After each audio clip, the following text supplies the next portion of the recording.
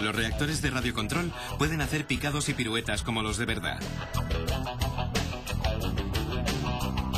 Y alcanzan velocidades de hasta 500 kilómetros por hora. Pilotarlos no es un juego de niños. Este tipo de aeromodelismo requiere práctica y habilidad. Además, requiere mucho dinero, ya que los precios se cifran en miles de euros.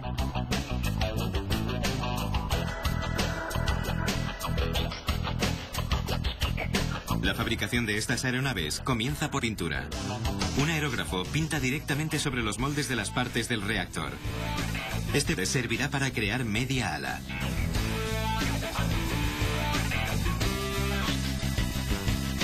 En cuanto se seca la pintura, se extiende resina epoxi sobre el molde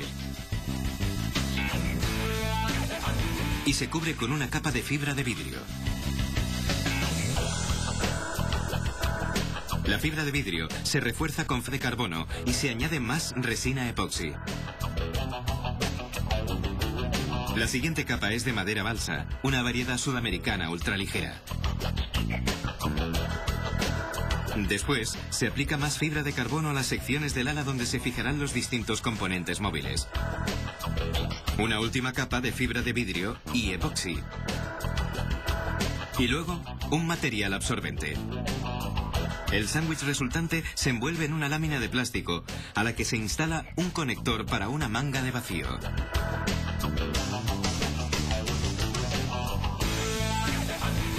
La manga aspira todo el aire, comprimiendo las capas.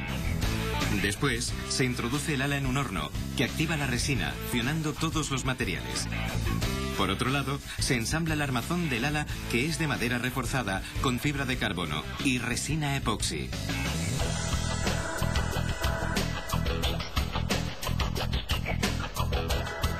Los modelistas instalan el armazón dentro del ala. Añaden un larguero más en la punta. E insertan unos cilindros de aluminio dentro del armazón antes de recubrir su perímetro con resina epoxi. La otra mitad del ala se unirá al armazón con un adhesivo estructural.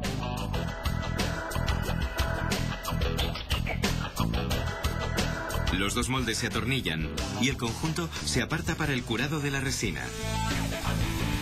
Después de unas horas, se extrae el ala. La pendiente de los moldes al ala. Es el momento de practicar los orificios para instalar el tren de aterrizaje y los servomotores. Esta fresadora controlada por ordenador corta la superficie sin dañar el armazón interno.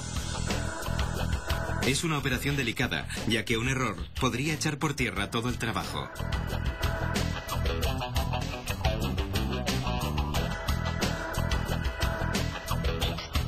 Después, se perfora a mano la capa externa de fibra de vidrio, creando una sección articulada llamada alerón, que controlará los giros y alabeos del aparato.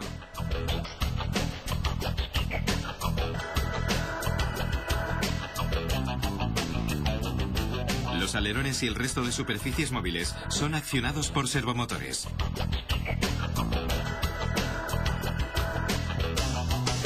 El fuselaje ya está listo para salir del cascarón.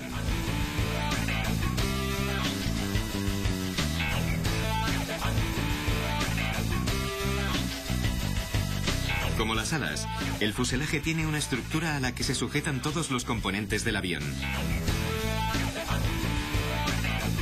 Otra fresadora recorta las piezas del armazón de una tabla de fibra de carbono.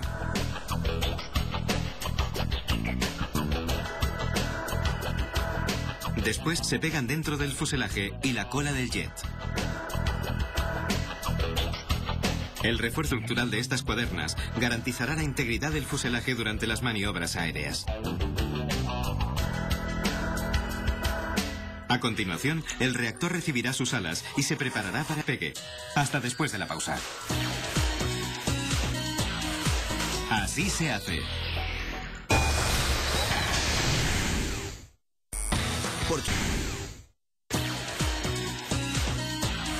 Así se hace. Pilotar estos aviones es un desafío que requiere alta dosis de concentración. Son juguetes caros y la curva de aprendizaje es pronunciada. Tras ver cómo se monta la estructura metálica de estos jets en miniatura, ha llegado el momento del ensamblado final y comprobar si nuestra maqueta es capaz de alzar el vuelo. Ahora se unen las diferentes piezas del reactor. Los cilindros de aluminio sujetan las alas al fuselaje. En la cola del aparato se instalan los estabilizadores horizontales.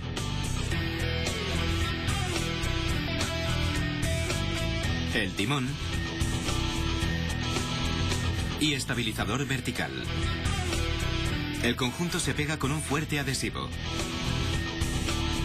Y llegamos al corazón del reactor, el motor. En este caso, es una turbina eléctrica, habitual en pequeños reactores. Primero se ensambla la carcasa que albergará la hélice y el motor. Se insertan los dividendos de aire. Se coloca el motor eléctrico en su banco de aluminio. Todo el conjunto se fija con un tornillo. Después, se instala el variador de velocidad.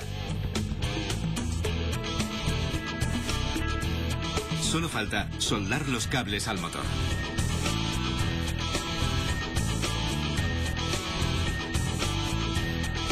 Todo el mecanismo se encierra en otro tubo. Ahora la atención pasa a la hélice, que necesita un calibrado. Esta máquina detecta cualquier irregularidad en el giro, síntoma de que alguna de las palas está desequilibrada. El calibrador señala una pequeña vibración, así que se realizan los ajustes necesarios. Después, se conecta al eje del motor y se fija con un tornillo en el centro. Ya se puede encender el motor en el banco de pruebas.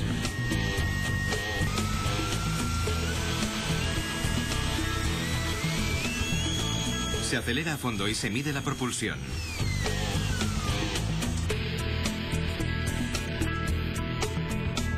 Superada la prueba, se instala en el fuselaje. Más tarde, se conectará a una batería. Es el turno del tren de aterrizaje. Se instalan unos cilindros hidráulicos en la rueda delantera y las traseras, que recogerán el tren de aterrizaje tras el despegue y lo desplegarán para tomar tierra.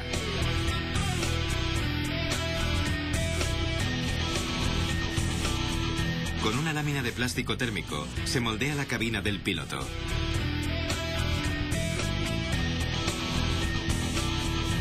Una máquina calienta el plástico que luego se presiona al vacío sobre unos moldes. El plástico se solidifica en segundos para crear la cabina del avión. La misma técnica sirve para crear la carleta.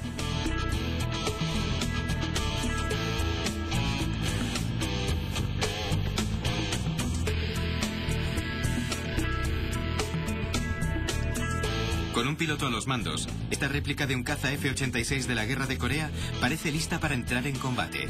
Solo falta instalar el sistema de radiocontrol.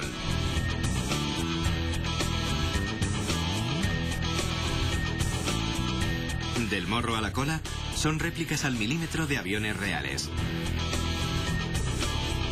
Algunos de estos modelos tienen turbinas de gas para mayor autenticidad.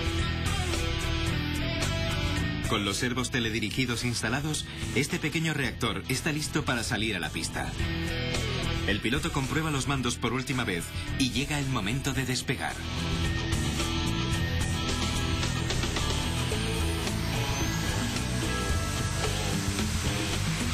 Estos diminutos motores a reacción funcionan y suenan como los de verdad.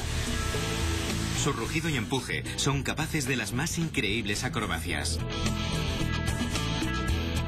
Todo depende de la pericia del piloto y de sus constructores.